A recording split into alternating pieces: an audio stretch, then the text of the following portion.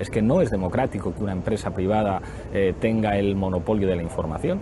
Una empresa privada es una cosa que se monta para ganar dinero y para obtener beneficios, cuando en un determinado estado, cuando en un país la mayor parte de los medios de comunicación son propiedad de empresarios o de corporaciones que tienen intereses propios vinculados a su lucro personal y juegan con un elemento que es un derecho fundamental, que es el derecho a la información, tenemos un problema en términos democráticos. No es aceptable que más del 50% del espacio audiovisual pueda estar en manos privadas. No es aceptable el uso de los medios públicos que, por ejemplo, en este país se les ha dado completamente ajenos a la participación de la sociedad civil. O sea, que lo público no implica necesariamente una gestión estatal de los medios, que puede haber muchos más sujetos sociales que se vinculen en términos democráticos a eso. Pero claro, para conseguir esto hace falta, y aquí las lecciones de América Latina son muy interesantes, hace falta poder político. Medios de comunicación dedicados a defender intereses privados. Por favor, que entienda esto el mundo, lo que pasa en América Latina. Cuando yo llegué al gobierno, había 7 canales de televisión nacionales. No había televisión pública, todos privados. 5 pertenecían a banqueros. ¿Se imagina usted, si yo quería hacer una medida contra la banca para evitar, por ejemplo, la crisis y los abusos que están sucediendo en Europa, particularmente en España? Tenía una campaña despiadada, pues, a nivel de televisión para defender los intereses de sus dueños, los propietarios de estas cadenas de televisión, que eran los banqueros. Entonces, no nos engañemos, saquémonos esas falsedades y estereotipos de gobiernos malvados persiguiendo angelicales y valientes periodistas y medios de comunicación. Frecuentemente es al revés, Julián. Esta gente disfrazada de periodista trata de hacer política, desestabilizar a nuestros gobiernos para evitar cualquier cambio en nuestra región y perder el poder que siempre han ostentado. El grupo más destacado en todos estos años está claro que es el grupo Prisa, que tiene presencia en todos los sectores de la comunicación, en prensa, con El País, pero también con prensa especializada, deportiva y económica, en radio, con Unión Radio, con lo que es la fusión entre la antigua Antena 3 Radio y la cadena SER, y también en televisión con 4, que es esa transformada Canal Plus, antigua Canal Plus, cuando se da la licencia en abierto, y la presencia también muy destacada en lo que es la televisión digital, las plataformas digitales, que es Digital Plus. Pero en los últimos años ha habido 2 grupos de comunicación que se le han venido a sumar en esta, entre comillas, pelea por estar entre los primeros grupos en España. Hablamos del grupo Vocento, que es fruto de la fusión entre Correo y Prensa Española, 2 grupos emblemáticos en el sector periodístico español, que también están presentes en prensa, con lo que tenía cada uno, con lo que aportaba cada uno, y especialmente con el papel destacado de ABC, pero también con todo lo que traía el grupo Correo. En televisión, porque suman lo que era la participación que tenían en Telecinco, ahora menor, pero que ahí está, en una analógica, y la participación en la antigua Net TV, hoy reconvertida en Intereconomía, por tanto presentes en la televisión digital también, y de igual manera presentes en radio. A estos 2 grupos, a Prisa y a Vocento, se le ha venido a sumar hace muy poquito, hace un par de años, el grupo Unidad Editorial, que es fruto de la fusión de Recoletos y del grupo Unedisa. Esta fusión ha sido posible porque ha venido de la mano de un grupo extranjero muy potente, que es el grupo Rizzoli Corriere della Sera. Y la fusión ha significado la posibilidad también de la creación de un gran grupo multimedia que está presente en prensa, con El Mundo a la cabeza, pero con todas las publicaciones que tenía Recoletos, como era Expansión o como era el diario Marca, y además con televisión digital también. Tanto Recoletos como Unedisa fueron 2 de las adjudicatarias también de la otra televisión digital del año 2000, que es Veo Televisión. A mi entender, estos serían los 3 grandes grupos más destacados, más potentes en términos multimedia, pero hay otro importante grupo, que es el grupo Planeta, que está muy presente en el audiovisual español con Antena 3 y con Onda Cero, y que también tiene una destacada presencia en la prensa con el periódico La Razón. Los medios de comunicación nos puede dar la sensación de que son algo diferente al otro tipo de empresas, ¿no?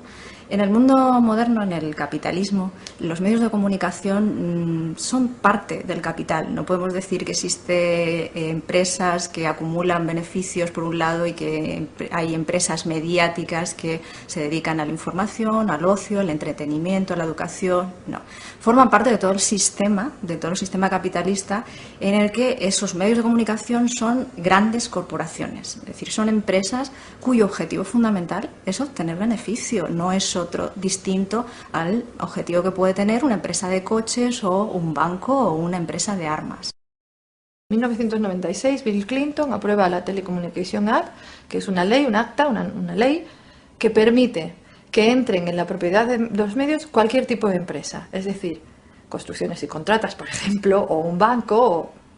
Quiere decir que intereses ajenos a la lógica comunicativa o de información empiezan a poder ser propietarios de medios de comunicación. En Estados Unidos, la Westinghouse compró CBS. CBS después se fusionó a Viacom y dio lugar a uno de los mayores conglomerados de comunicación a nivel mundial. En Europa podemos poner también el ejemplo de dos casos, de la Lagardère, que es una industria armamentística, o el grupo también Dassault, que es otra industria armamentística, metidas ambas empresas en los medios de comunicación. Solo por citar el caso de Lagardère edita el periódico Le Monde, y en el periódico Le Monde participa junto a Lagardère el grupo español Prisa. Si nos vamos a Italia, el grupo Fininvest de Berlusconi viene del mundo de la construcción y tiene que ver mucho con las aseguradoras. Y tiene una ramificación que es Mediaset, una ramificación mediática que llega hasta España a través de Telecinco. En la misma Italia tenemos también, por ejemplo, el caso de Rizzoli Corriere della Sera, que es el máximo accionista de un grupo español como es Unidad Editorial, y Rizzoli Corriere della Sera está dominada por la banca italiana y por el grupo automovilístico Fiat. En Estados Unidos, entre 1996 y 2003, en este periodo de tiempo, el número de licencias de radio, de negocios de explotación de radio, de negocios de radio, subió un 5,9%, o sea, hay más negocios. Y el número de propietarios bajó un 35%. O sea, había más negocios, pero sin embargo, estaban en manos de menos personas. En España ha ocurrido exactamente igual, desde la primera ley de televisión privada en el 88, que permitía un 25% de porcentaje, hasta la del 2002, el conocido como televisazo, que permite aumentar hasta el 100%, lo que vemos también es un aumento cada vez mayor de la concentración. Los cuatro principales operadores de libro, del sector del libro, disco, cine, prensa, radio, televisión en abierto y televisión de pago, los cuatro primeros operadores tienen el 84% de media de audiencias y a su vez controlan el 74% de la facturación de los respectivos sectores. Dassault, cuando entró en Le Figaro, una de las cosas que advirtió, Dassault es esta empresa francesa que he comentado que tiene que ver con la industria armamentística, cuando entró en Le Figaro, una de las cosas que le dijo a los periodistas es que había cuestiones que no se podían publicar porque podían poner en peligro los intereses del país. Uno se para a pensar qué significa los intereses comerciales, matizo, dijo los intereses comerciales del país. Uno se para a pensar qué significa esto de intereses comerciales del país, porque aquí puede caber todo. Y luego también uno se para a pensar cuáles son los límites al derecho a la información. Suelen ser el honor, la intimidad, la imagen, la protección de la infancia, pero nunca la limitación al derecho de la información puede ser los intereses comerciales de un país. El 80% de las informaciones que la radio y la televisión proporciona a los ciudadanos en España se basa o se dedica a hablar sobre lo que la gente ha dicho. Declaraciones de un político, declaraciones de un empresario, declaraciones. No sobre lo que ha ocurrido, no sobre los hechos, sino sobre cosas que dice la gente. Entonces, la información sobre cosas que dice la gente, pues tiene unos límites. Y el presidente del Banco Central Europeo ha estado en Madrid, ha estado en una cumbre de banqueros y ha pedido a España profundizar en la reforma laboral y agilizar la de las pensiones.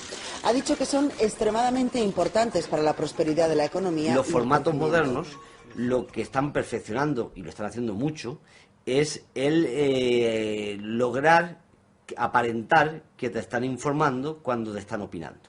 Ese es el gran mecanismo de seducción vanguardista que en este momento se está llevando a cabo. Cuando un periodista da una opinión disfrazada de información en un medio de comunicación, está haciendo algo muy grave, porque la potencialidad del medio convierte esa opinión en algo cierto, en algo veraz, que no necesita ser contrastado. En la Primera Guerra Mundial es el punto de verdad inflexión en esa confusión entre información y propaganda y en la implicación de los medios de comunicación en la guerra. Cuando Wilson se presenta a la reelección en Estados Unidos, se presenta con un discurso totalmente pacifista, ¿no? Porque, como él decía, nadie va a votar a una guerra. Sin embargo, un año después de ser elegido, tiene que orquestar toda una campaña para convencer a la población estadounidense de que hay que intervenir en esa guerra. Y ahí se creó la famosa Comisión Krill para doblegar, para cambiar la opinión pública estadounidense. Y se contrataron a periodistas para dar informaciones de lo que estaba pasando en Europa, se pagó a documentalistas para que hicieran documentales contando las barbaridades que estaban ocurriendo en Europa, se pagó a gente para que escribiera libros de texto e incorporara determinada visión de Europa. Había gente que iba por los pueblos y por las ciudades dando conferencias, profesores universitarios. Y curiosamente, quien inventa ese sistema complejo de propaganda no es una nación gobernada por un sistema totalitario, sino la democracia. El paradigma de democracia, que es Estados Unidos, crea en 1916 ya toda esta red compleja que es la propaganda.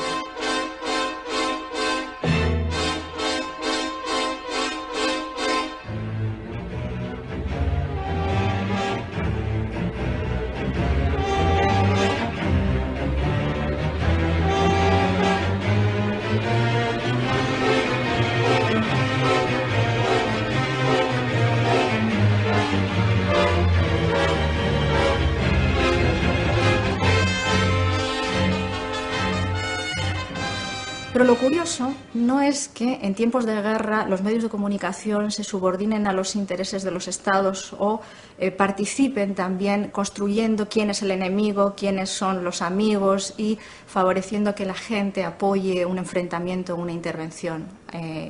Lo curioso no es eso. En tiempos de guerra todo el mundo sabe que se ponen a servicio todos, ¿no?, el patriotismo.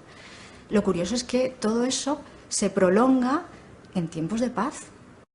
No podemos resignarnos a más subidas de impuestos. En época de crisis tienes derecho a que se bajen los impuestos. Tienes derecho a que te bajen los impuestos. No se pueden subir los impuestos. Nadie en época de recesión y de crisis sube los impuestos. Hay que bajar el IRPF. Vamos a bajar el impuesto de la renta de las personas físicas. Yo no quiero abaratar el despido. Yo no creo que haya que abaratar el despido. El Partido Popular no va a apoyar abaratar el despido en ningún caso. El Partido Popular se compromete a que ni educación, ni sanidad, ni pensiones jamás sean afectadas por la crisis económica. Yo le voy a meter la tijera a todo, salvo a las pensiones públicas y luego, aunque sea competencia de las comunidades autónomas, la sanidad y la educación. Le pido que no autorice una nueva subida de la luz, porque eso afecta al poder adquisitivo de la gente. Hoy nos han limitado la velocidad a la que circulamos por las carreteras, porque eso es lo que se les ha ocurrido. Podrían habernos obligado a apagar la luz a las 10 de la noche, habernos limitado el consumo de carne o habernos obligado a vivir dos familias por casa. Son medidas soviéticas a las que deben estar acostumbrados en Cuba. Y dicen que suben los impuestos, pero por otro lado hablan de una amnistía fiscal a los que no pagan. Miren, ni subir los impuestos ni perdonar a los que no pagan. ¿Qué es lo que tanto le preocupa que no quiere abrir una comisión de investigación? No lo entiendo. Hemos pedido una comisión de investigación es que la prima de riesgo en nuestro país se llama José Luis Rodríguez Zapatero. El que la prima de riesgo esté tan alta tiene responsables políticos. Y esos responsables políticos están en el gobierno. Que no cuenten con el Partido Popular para inyectar ni un euro en los bancos que no vaya a las familias y a las pequeñas y medianas empresas. Y yo desde luego no pienso dar ni un solo euro de dinero público, a diferencia de lo que han hecho ustedes. Me presento a las elecciones sabiendo muy bien cómo están las cosas, o por lo menos parte de las cosas. Y por tanto soy consciente de eso, no me voy a quejar de la herencia que recibas. En España no hay amnistía fiscal, hay un proceso de regularización de activos ocultos. La reforma, como ustedes ven, no ha supuesto un recorte, son medidas más bien de eficiencia que de recorte. La línea de crédito, plan global de saneamiento. Estamos hablando de un préstamo. Es un préstamo en unas condiciones muy favorables. No va a haber ningún rescate de la banca española. ¿Quién subió el IRPF? ¿Quién subió los impuestos especiales? ¿Quién subió la luz, el gas y el butano? ¿Quién hizo los recortes sociales más grandes en la historia de la moderna democracia española?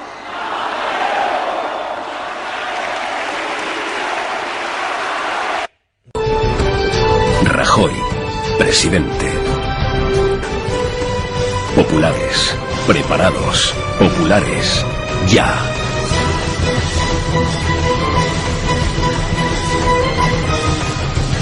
Partido Popular.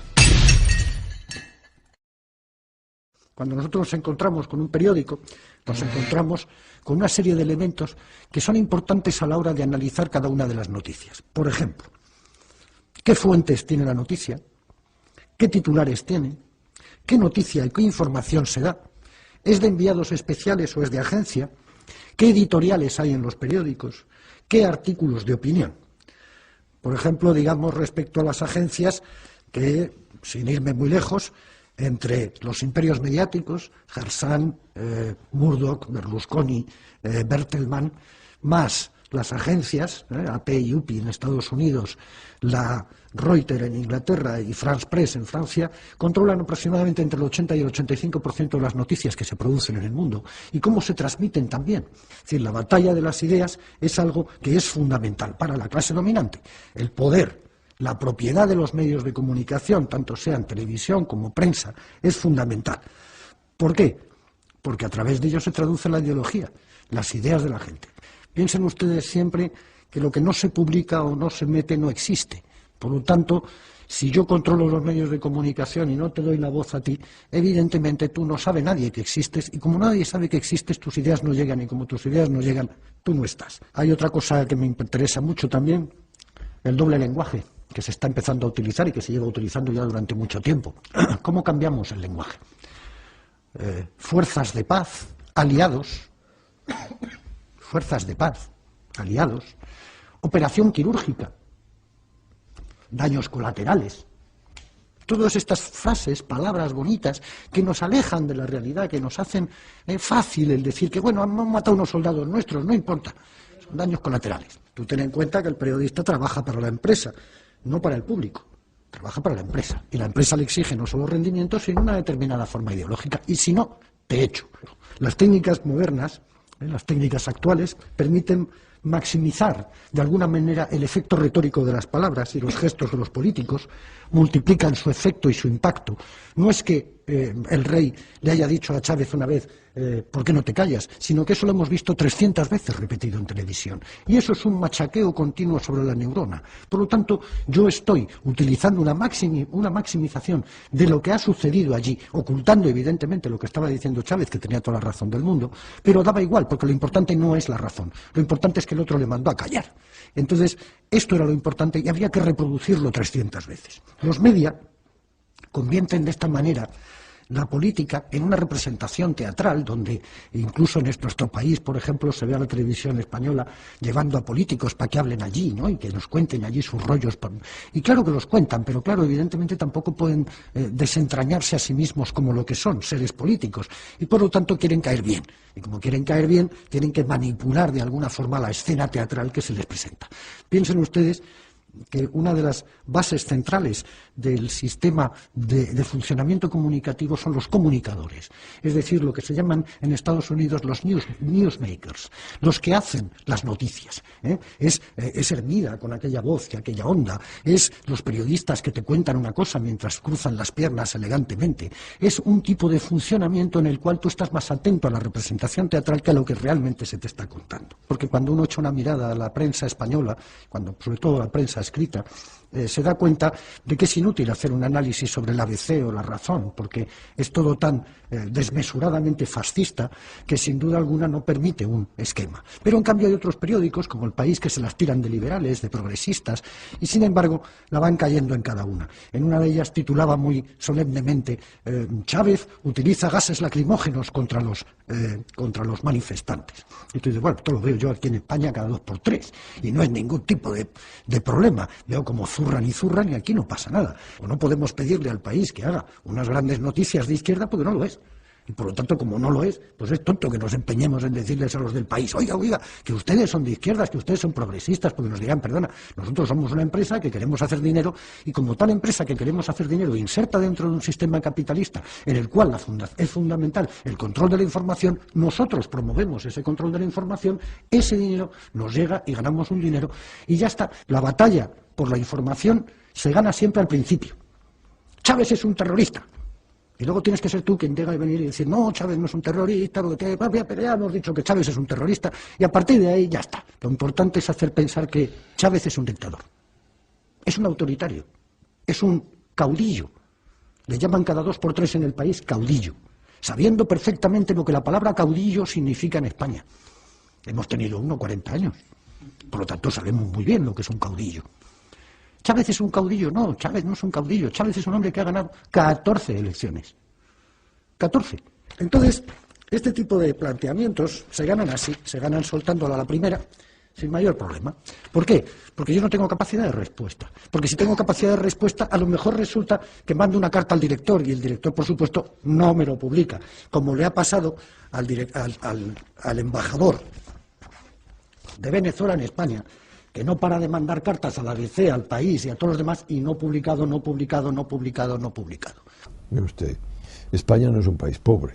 El Producto Interno Bruto per cápita de España ya es el 94% del promedio de la Unión Europea a los 15. Oiga, no es tan pobre, ya estamos casi ahí. En cambio, el gasto público social por habitante no es el 94% del promedio de la Unión Europea a los 15, es solo el 72%.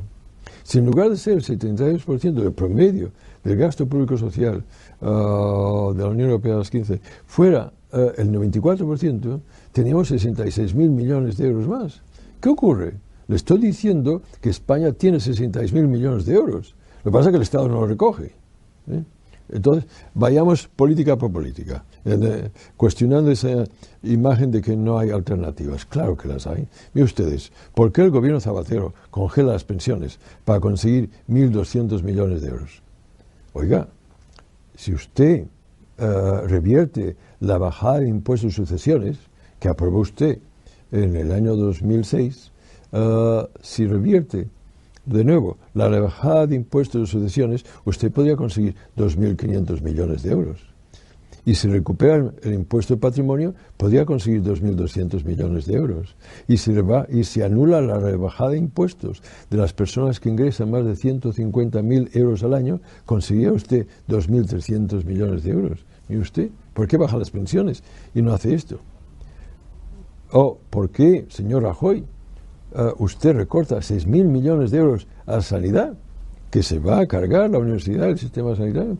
¿Y por qué no revierte usted los impuestos a las empresas que facturan más de 150 millones de euros al año y que representan menos del 0.12% de todas las empresas de este país? ¿Por qué usted no revierte la rebajada de impuestos que le ha sido y con ello consigo 5.600 millones de euros?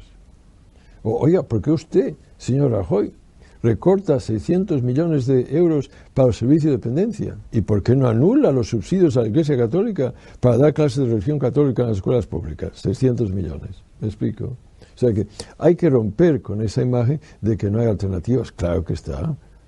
Yo me paso 48 horas al día mirando presupuestos. Claro que las hay. ¿Por qué hace eso y no lo otro?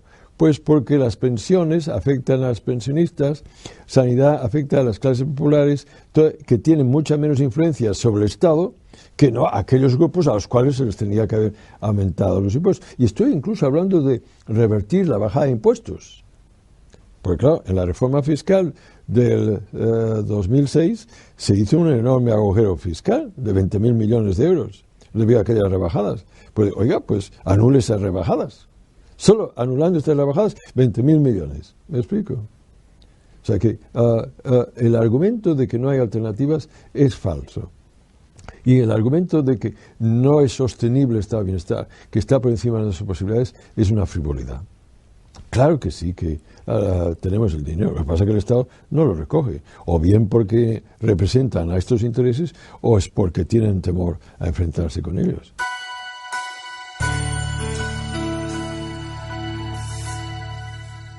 Salir a la calle. Mire usted. Lo peor que puede ocurrir es el sentido de que no se puede hacer nada. Mire usted. Y hay que recuperar la historia de nuestro país, que es muy olvidada. Franco murió en la cama, pero la dictadura murió en la calle. Del año 1974 a 1978, España tenía el mayor número de agitación social que se ha conocido en Europa, liderada por el movimiento obrero. ¿Me explico? Mire usted, independientemente de que usted esté de acuerdo o no, pero el hecho de que 1,5 millones de catalanes se salió a la calle ha tenido un impacto enorme en España. Oiga, si el día de la huelga general hay 8 millones de españoles en las calles, tiene impacto, lo aseguro yo. ¿Me explico? No me negará que el 1,5 millones de catalanes ha tenido un enorme impacto en España. Pues mire, puede tener el mismo impacto si se dobla este número. ¿Lo ve? Muy bien. Pues vayan a la huelga general.